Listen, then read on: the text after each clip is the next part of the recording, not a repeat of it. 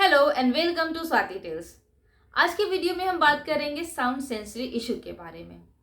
कुछ बच्चे high frequency sound से परेशान होते हैं, कुछ लो फ्रीक्वेंसी साउंड से। ढोलू को सारे लो फ्रीक्वेंसी साउंड जो घर में होते हैं वो उसको बहुत पसंद आते हैं, जैसे फैन की आवाज़, एसी की आवाज़, इन्वर्टर की आवाज़, उसको कोई परेशानी नहीं होती।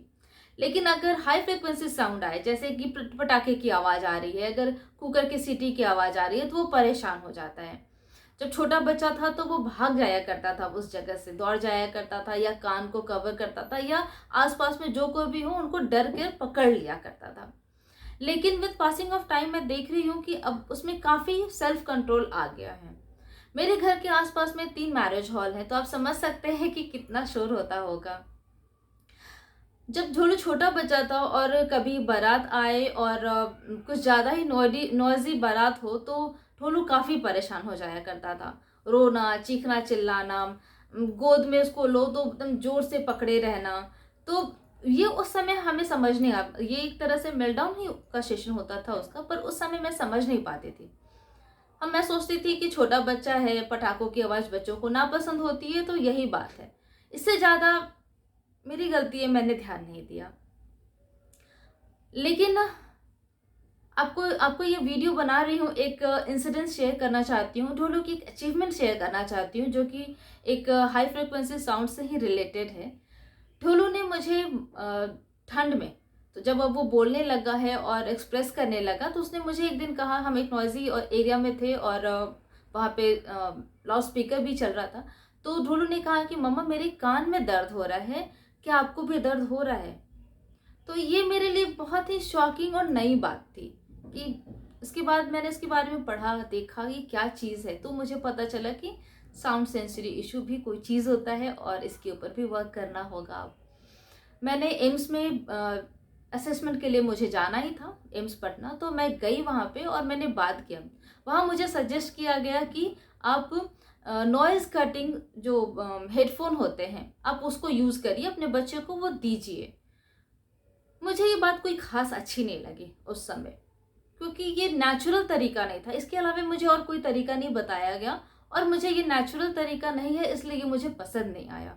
मैंने उस समय इस बात को अवॉइड कर दिया।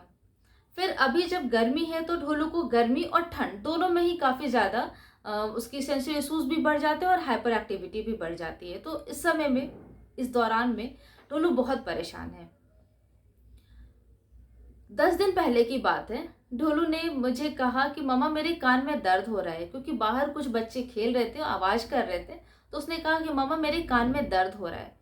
मुझे बहुत बुरा लगा। पहले तो मुझे सॉल्यूशन नहीं पता था और अब मुझे सॉल्यूशन पता था, तब भी मैंने ये चीज़ नहीं किया। फिर मैंने कुछ सर्च किया कि किस तरह का हेडफोन लेना है, क्या करना है, इसका कुछ सॉल्यूशन निकालना होगा।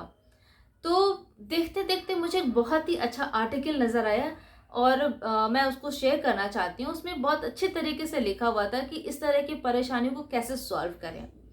एक फैमिली अपने एक्सपीरियंस को शेयर कर रहे थे कि उनके बच्चे को भी इसी तरह से साउंड से बहुत ज़्यादा परेशानी होती थी। वहाँ पे उन्होंने ज़्यादातर बेल जो रिंग करते हैं, उसकी आवाज़ को ज़्यादातर मेंशन किया था।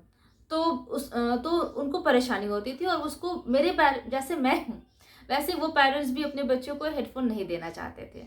हेडफोन नहीं देने का एक बहुत वाजिब कारण वहाँ पर लिखा हुआ था कि जिन बच्चों को हेडफोन दिया जाता है, तो ये जो हेडफोन है वो भी एक तरह से ऐड ऑन करता है स्पीच डिले में। क्योंकि आप हेडफोन दे देंगे बच्चे को, तो कमरे में क्या बात हो रही है बच्चा नहीं ध्यान देगा, नहीं सुनेगा, ना प्रोनाउंसिएशन सुनेगा, ना उस वर्ड को सुनेगा। जब दो लोग बात कर रहे हैं तो किसने क्या कहा, उसने क्या जवाब दिया, हाँ ना में जवाब दिया, तो ये जो जेस्चर से भी बात करने का जो तरीका है ना, उस पर भी उसका ध्यान नहीं जाएगा, वो अपने काम में ही मगन रहेगा। तो उसके इन्वायरमेंट में क्या हो रहा है वो उसको नहीं पता चलेगा। ये बात मुझे बहुत सही लगी। लेकिन फिर भी प्रॉब्लम का सोल्यूशन तो वो था नहीं। तो उसमें ये भी लिखा हुआ था कि वो लोगों ने क्या किया, अपने बच्चे को कभी 15-20 मिनट के लिए काफ़ी नॉइजी जगह पे रखते थे, फिर अपने घर में बहुत शांत माहौल रखते थे और 1-2 घंटे तक बच्चे को उस शांत माहौल में रखते थे। और वो देख के मुझे लगा कि ये तो बिल्कुल वही कर रहे हैं जो मैं कर रही थी। जब ढोलू 10 महीने का था, तब से ही मेरे फादर को आदत है कि उसको ले करके मार्केट एरिया में, जहाँ पर कि कुछ सब्जी की छोटी छोटी शॉप्स हों, फल के हो, तो उसको वो रोज ही लेकर जाते हैं और लेके जाया करते थे। जब वो 10 महीने का था तब से ही उनकी आदत है कि वो रेगुलर उसको लेकर जाते हैं और शॉपिंग करके आते हैं। और वही मेरे घर का माहौल जो है वो एकदम शांत है, मेरे घर में टीवी भी नहीं ऑन होता, तो बहुत शांत है। तो एक तरीके से मैंने बचपन से ही ढोलू को, या मेरे फैमिली ने बचपन से ही ढोलू को ये इन्वायरमेंट दिया है। थोड़े समय बहुत नॉइजी एरिया का भी एक्सपोजर उसको मिलता रहा और थोड़े समय उसको बहुत शांत का भी एक्सपोजर उसको मिलता रहा। ठीक है, तो ये एक तरीका, बहुत ही अच्छा तरीका होता है जिससे कि हम अपने बच्चों को सेल्फ कंट्रोल सिखा सकते हैं। ठीक है, मैं आपके साथ एक और इंसिडेंट शेयर करूंगी। अभी 2-4 दिन पहले मेरे घर में छोटा सा कुछ एक कबर्ड बनाने का काम था और कारपेंटर को घर पर आना था। और मैं फिर से परेशान हो गई, मेरे पास हेडफोन तो है नहीं, मैं ढोलक को कैसे संभालूंगी। पर सोचा कि चलो देखते हैं क्या होता है। जब कारपेंटर घर पर आए, वो काम कर रहे थे, मैंने सोचा था उसको अंदर के कमरे में रखूंगी और तेज म्यूजिक चला दूंगी ताकि उसकी आवाज़ कट जाए, जो सौ वगैरह की आवाज़ है वो कट जाए। लेकिन मेरा सरप्राइज कि ढोलू पूरे टाइम जहाँ कारपेंटर काम कर रहे थे वहीं बैठा रहा, टूल्स को देखता रहा, काम को देखता रहा, नए लोगों को देखता रहा, कैसे काम हो रहा है वो एंजॉय करता रहा।